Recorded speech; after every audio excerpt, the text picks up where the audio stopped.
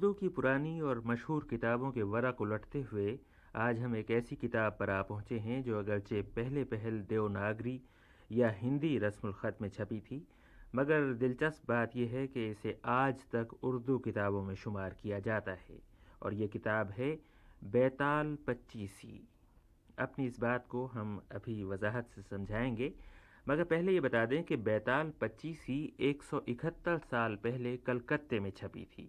اسے fort William college کے منشیوں مظہر علی خان ولا اور شری للو جی لال کوی نے لکھا تھا۔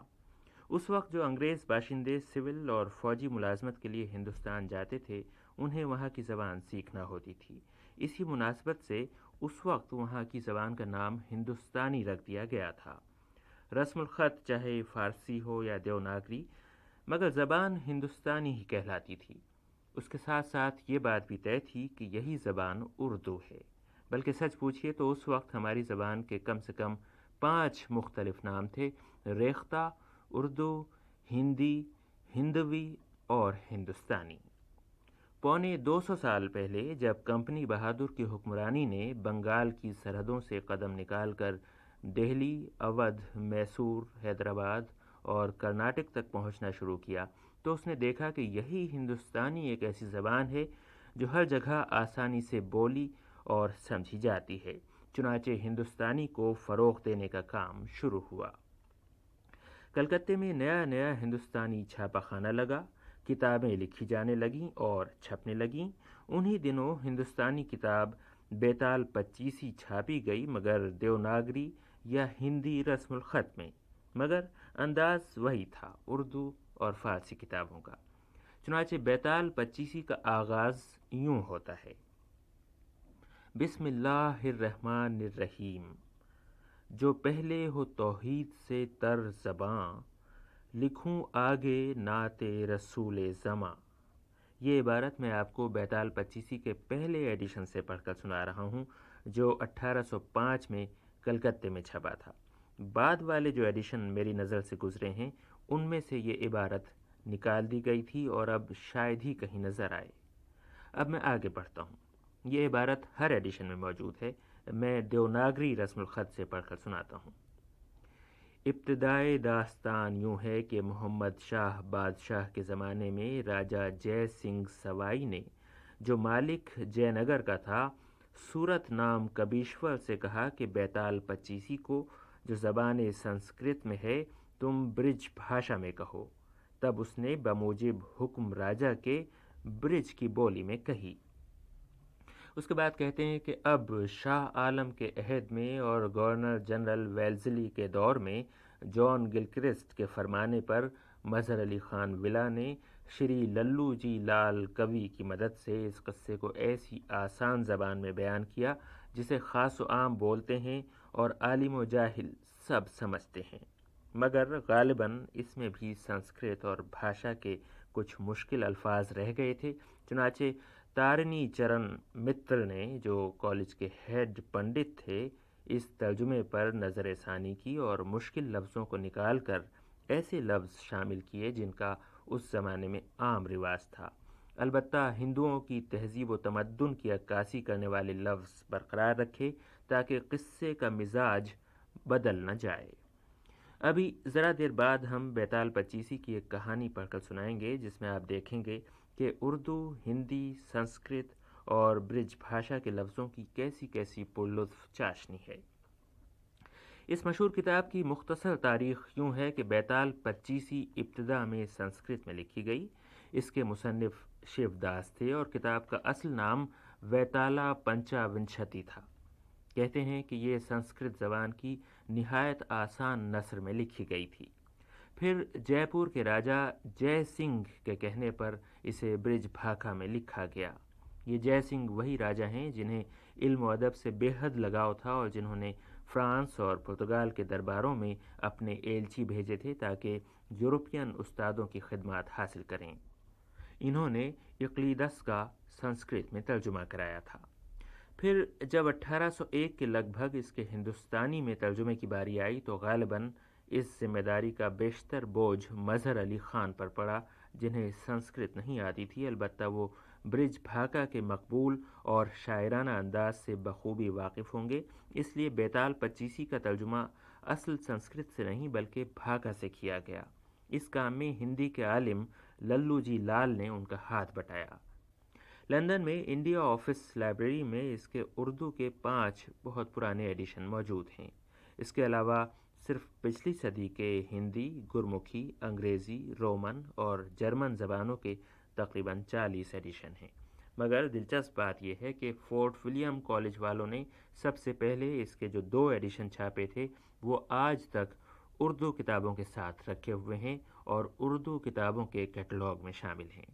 بعد میں یہ کتاب ہندوستانی سیکھنے والے انگریزوں کے لازمی نصاب میں شامل کر دی گئی تھی، چنانچہ یہاں انگلستان میں بھی یہ کئی مرتبہ چھپی اور ڈنکن فوربس نے اسے بڑے اہتمام سے شائع کیا۔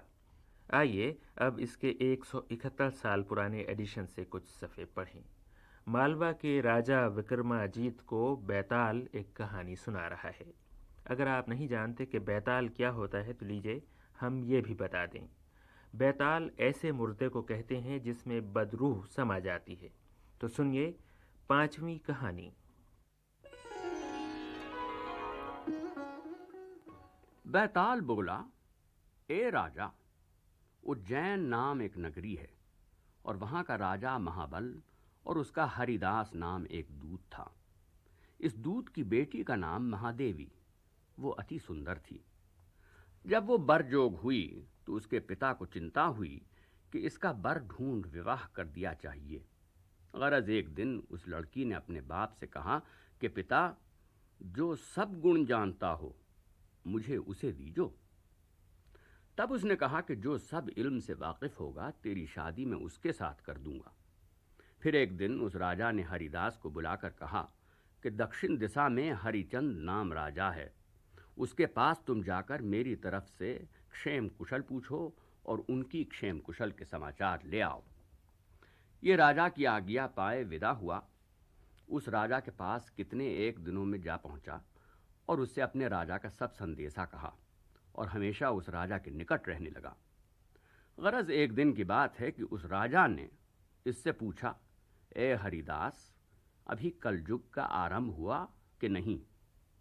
تب ان نے ہاتھ جوڑ کر کہا، مہاراجا، کلی کال برتمان ہے، کیونکہ سنسار میں جھوٹ بڑا ہے اور ست گھٹ گیا۔ لوگ منہ پر بات میٹھی کہتے ہیں اور پیٹ میں کپٹ رکھتے ہیں۔ دھرم جاتا رہا، پاپ بڑھا، پرتھوی پھل کم دینے لگی، راجا ڈانڈ لینے لگے، براہمن لالچی ہوئے، استریوں نے لاج چھوڑ دی، بیٹا باپ کی آگیا نہیں مانتا، بھائی بھائی کا اعتبار نہیں کرتا، متروں سے مترائی جاتی رہی، خاوندوں سے وفا اٹھ گئی، سیوکوں نے سیوا چھوڑ دی اور جتنی نالائق باتیں تھیں سب نظر آتی ہیں۔ جب راجا سے یہ سب کہہ چکا تب راجا اٹھ کر محل میں گیا اور یہ اپنے استھان پر آن کے بیٹھا کہ اتنے میں ایک بہم نیٹا اس کے پاس آ کہنے لگا کہ میں تجھ سے کچھ مانگنے آیا ہوں۔ یہ سن کے میں نے کہا، مانگ کیا مانگتا ہے؟ ان نے کہا کہ اپنی بیٹی مجھ کو دے۔ ہری داس بولا کہ جس میں سب گن ہوں گے میں اس کو دوں گا۔ یہ سن کے وہ بولا کہ میں سب ودیا جانتا ہوں۔ پھر اس نے کہا کہ کچھ ودیا مجھے دکھلا تو میں جانوں کہ تجھے ودیا آتی ہے۔ تب اس بہمنیٹے نے کہا، میں نے ایک رتھ بنایا ہے، اس میں یہ سامرتھ ہے کہ جہاں جانے کا ارادہ کرو وہ ایک چھن میں لے پہنچاوے۔ تب ہری داس نے کہا، اس رتھ کو فجر کے وقت میرے پاس لے آئیو۔ غرض وہ بھور کو رتھ لے ہری داس پاس آیا۔ پھر یہ دونوں رتھ پر سوار ہو اجین نگری میں آن پہنچے۔ پر یہاں اتفاقاً اس کے آنے سے پہلے کسی اور براہمن کے لڑکے نے اس کے بڑے بیٹے سے آ کر کہا تھا کہ تو اپنی بہن مجھے دے، اور اس نے بھی یہی کہا تھا کہ جو سب ودیا جانتا ہوگا اس کو دوں گا، اور اس براہمن کے پتر نے بھی کہا تھا کہ میں سب گیان ودیا جانتا ہوں۔ یہ سن کر اس نے کہا تھا کہ تجھے ہی دیں گے۔ ایک اور براہمن کے پتر نے اس لڑکی کی ماں سے کہا تھا کہ تو اپنی بیٹی ہمیں دے۔ اس نے بھی اسے یہی جواب دیا تھا کہ جو سب ودیا جانتا ہوگا اسی کو اپنی لڑکی دوں گی۔ اس براہمن کے لڑکے نے بھی کہا تھا کہ میں سمپورن شستر ودیا جانتا ہوں اور شب بیدھے تیر مارتا ہوں۔ یہ سن کے ان نے بھی کہا تھا کہ میں نے قبول کیا، تجھے ہی دوں گی۔ غرض اسی طرح سے تینوں بر آن کے اکٹھے ہوئے۔ ہری داس اپنے من میں چنتا کرنے لگا کہ ایک کنیا اور 3 بر، کسے دوں کسے نہ دوں۔ اسی فکر میں تھا کہ رات کو ایک راکشس آن کے اس کنیا کو اٹھا کے بندھیا چل پربت کے اوپر لے گیا۔ کہا ہے کہ بہتات کسی چیز کی اچھی نہیں، اتی روپ وتی سیتا تھی، راون نے ہری راجا بل نے اتی دان دیا، سو دلدری ہوا، راون نے اتی گرب کر کے اپنے کل کی کشے کی۔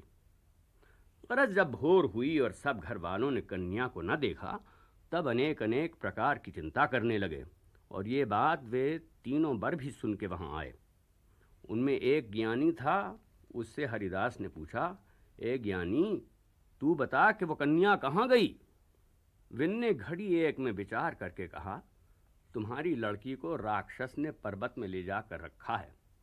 اس میں دوسرا بولا کہ راکشس کو مار کے میں اسے لے آؤں گا۔ پھر تیسرا بولا، ہمارے رتھ پر سوار ہو جا اور اسے لے آؤ۔ یہ سنتے ہی وہ جھٹ سے اس کے رتھ پر سوار ہو وہاں پہنچ اس دیو کو مار، ترنت اسے لے آیا، اور تینوں آپس میں جھگڑنے لگے۔ تب اس کے باپ نے من میں چنتا کر کے کہا کہ سبھوں نے احسان کیا ہے، کسے دوں کسے نہ دوں۔ اتنی کتھا کہہ بیتال بولا، اے راجا بکرم، ان تینوں میں سے وہ کنیا کس کی استری ہوئی؟ راجا بولا، وہ جورو اس کی ہوئی جو راکشس کو مار کر لایا۔ بیتال نے کہا، سب کا گن برابر ہے، کس طرح سے وہ اس کی جورو ہوئی؟ راجا نے کہا، ان دونوں نے احسان کیا، اس سے ان کو ثواب ہوا، اور یہ لڑ کر اسے مار کر لایا ہے، اس واسطے وہ اس کی جورو ہوئی۔ یہ بات سن بیتال پھر اسی درخت میں جا لٹکا، اور راجا بھی وہیں جا بیتال کو باندھ کاندھے پر رکھ اسی طرح لے چلا۔ تو یہ تھی بیتال پچیسی سے ایک کہانی، اور اسی کے ساتھ ہم اس نامور کتاب کا تذکرہ بھی اب ختم کرتے ہیں۔ اگلی اتوار کو اسی وقت 174 سال پرانی کتاب باغ اردو کی باتیں ہوں گی، جو شاید باضابطہ چھپنے والی پہلی اردو کتاب تھی۔ آج شریک مطالعہ تھے سعید جعفری، اور اب رضا علی عابدی کو اجازت دیجیے۔ خدا حافظ۔